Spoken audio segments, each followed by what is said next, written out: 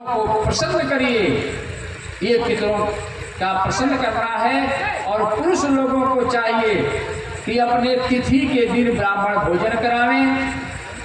मातृनवमी के 3 दिन बड़ा महत्वपूर्ण है आपका। ये प्रसंग बस कह देता हूं, अभी बीता है इसलिए कई लोग जानते होंगे, कई लोग नहीं जानते होंगे। 3 दिन बहुत महत्वपूर्ण है पितृपक्ष में। याद रखिए, आज से फिर अगले साल आना है, 1 साल के बाद। पहला, जिस दिन आपके पिताजी की मृत्यु हुई है, जिस दिन आपकी तिथि है, जिस तिथि को आपके पिताजी की मृत्यु हुई है, वह दिन बहुत महत्वपूर्ण है। उस दिन निश्चित रूप से आप कुछ ब्राह्मणों को भोजन कराइए, ब्राह्मणों को कुछ दीजिए। अगर उस नाम पर देना है तो कुछ गरीब जनों को दान सामग्री, वस्त्र आदि भी दान दीजिए। ये बड़ा कारगर है, आपके पिताजी प्रसन्न होते हैं। दूसरा, मातृनवमी, जिस दिन नवमी हो, उस नवमी तिथि को पंडित जी से पूछ लीजिए, पुरोहित जी से। और नवमी के दिन भी माताओं के लिए कुछ ब्राह्मण भोजन या सीधा उदा दान करिए। अगर वस्त्र स्त्रियोचित वस्त्र दान कर सकते हैं तो उस दिन स्त्रियोचित वस्त्र आदि भी दान करने का विधान है। इससे आपके माता को, यानी आप लोगों के सास जी को और आपके पतिदेव के माता जी को उसका पुण्य मिलेगा। और तीसरा महत्वपूर्ण दिन है अमावस्या, जो कल थी। सज्जनों, कल अमावस्या के दिन तर्पण कर लीजिए और तब हजामत बनवा लीजिए। और उस दिन भी अगर बन सके तो कुछ ब्राह्मणों को दान करिए या गरीबों को दान करिए। तो इस दिन जो किया जाता है, तो हमारे पिताजी को तो मिल गया जिस दिन हमने उनके तिथि पर दान किया, और माता जी लोगों को मिल गया जिस दिन हम नवमी के दिन दान किए। लेकिन जब अमावस्या को दान करते हैं तो वह हमारे पीछे जितने पूर्वज हैं, हमारे पितर, सब बहुत आशीर्वाद आपको देते हैं। इस तरह से 3 महत्वपूर्ण चीजें हैं इसमें, इसको याद रखिए, इसी तरह से करिए। अब पता ना दुर्गा जी के पूजा जब भय लगी ना पितरपक्ष में, जब सूर्य होता है तो हमारे पितर इस मृतलोक में आते हैं और अपने परिजनों को देखते हैं कि यह आदमी क्या करता है। तो इसलिए पितृपक्ष जो है, कन्या राशि में जब सूर्य होता है उसी समय पितृपक्ष पड़ता है सज्जनों। और इन दिनों में यदि अगर कोई आदमी बढ़िया से पूजा पाठ खूब साफ सुथरा घर रख करके, अपने शरीर की सफाई करके, शुद्धता से अगर भोजन बनाता है, वह आदमी मंदिर जाता है, पूजा भी करता है, भोजन भी बनाता है, सुंदर सात्विक भोजन, तो उसके पितर बहुत प्रसन्न होते हैं और यहाँ से आशीर्वाद लेकर के जाते हैं। और सज्जनों, इसके विपरीत जो करने वाले होते हैं, यहाँ से असंतुष्ट होकर के उसके पितर जो है रुष्ट होकर के चले जाते हैं। बोलिए आनंद कंद भगवान।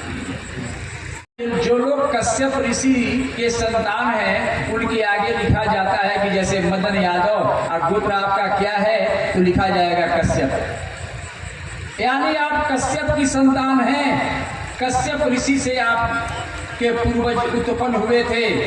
तो उस ऋषि जिसने हमारे गोत्र के प्रवर्तक ऋषि थे, उनका भी हमारे ऊपर कर्ज है। तो उसका क्या करते हैं, तो उसके लिए हम ऋषि तर्पण भी करते हैं और साथ साथ हम ये धर्मशास्त्र का अध्ययन करते हैं, या धर्मशास्त्र खरीद करके उसके पढ़ने वाले लोग, उसको समझने वाले लोगों को दान करते हैं। तो इससे हमारा ऋषि ऋण से हम मुक्त हो जाते हैं। इसलिए हमें घर में गीता जरूर रखनी चाहिए, श्रीमद् भागवत महापुराण की पुस्तक जरूर रखनी चाहिए, रामायण की पुस्तक जरूर रखनी चाहिए।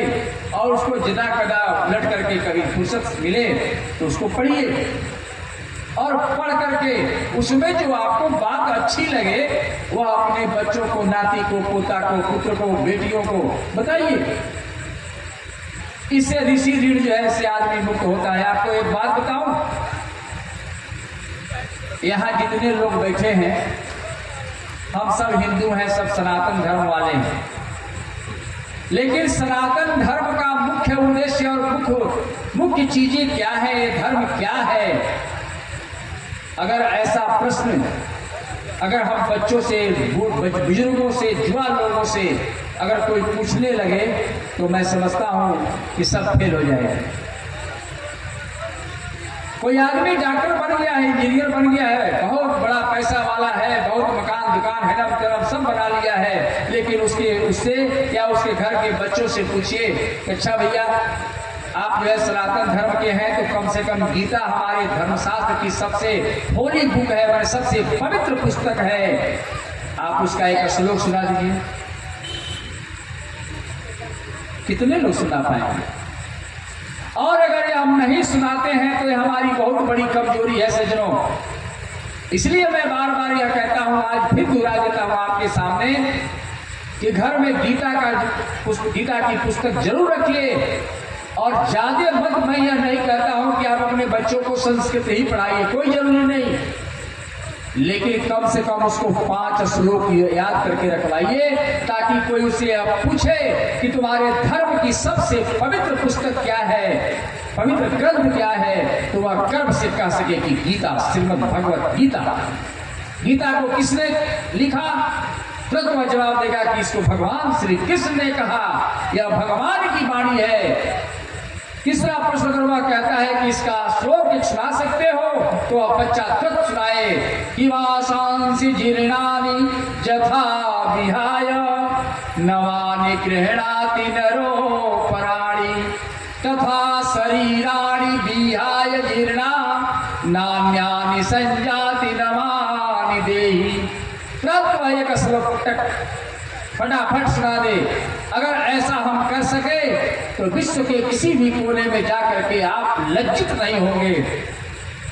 और आज मैक्सिमम लोग यह लज्जित होने का काम कर रहे हैं हम हिंदू, हैं हम सनातन धर्म वाले, लेकिन हमको एक गीता का श्लोक याद नहीं है, जो हमारा सबसे पवित्र ग्रंथ है सज्जनों। इसलिए अपने बच्चों को जरूर समझाइए। कोई अगर पूछे कि आपके सनातन धर्म का सबसे मूल ग्रंथ क्या है, तो आप बोलिए कि श्रीमद् भागवत गीता। किसने यह कहा, किसके द्वारा यह रचना हुई, तो यह बताइए बच्चों को कि वह कह सके कि इसको भगवान श्री कृष्ण ने अपने मुखार बिंदु से कहा है।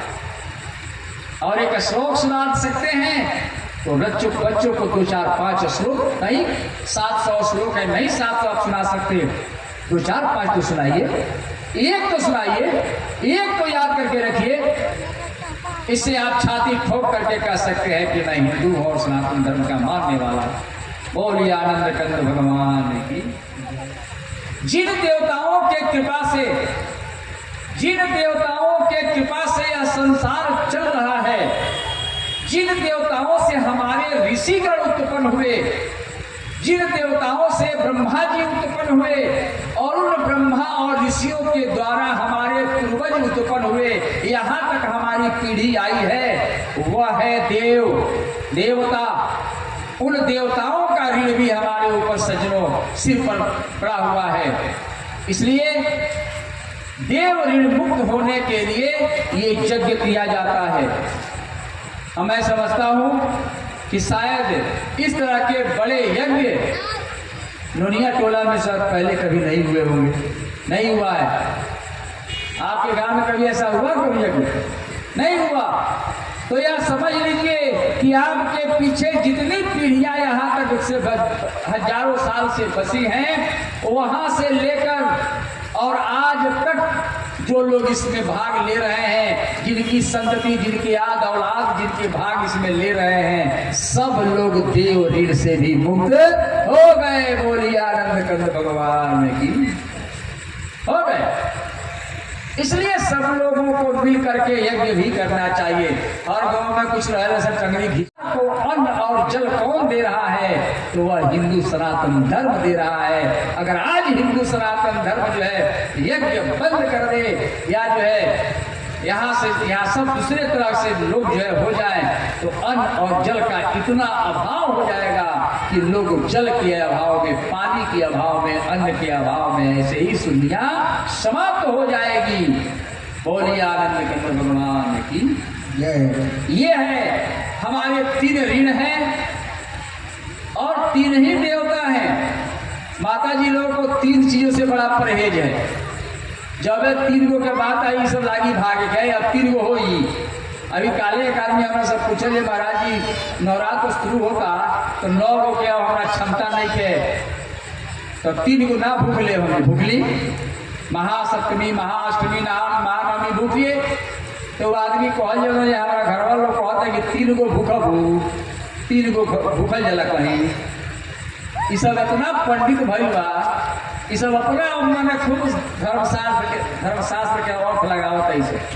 अरे महाकाली, महालक्ष्मी, महासरस्वती 3 देवियां हैं और तीनों देवियों के लिए 3 दिन व्रत रखना कोई हर्जा नहीं है। 3 देवता हैं ब्रह्मा विष्णु महेश।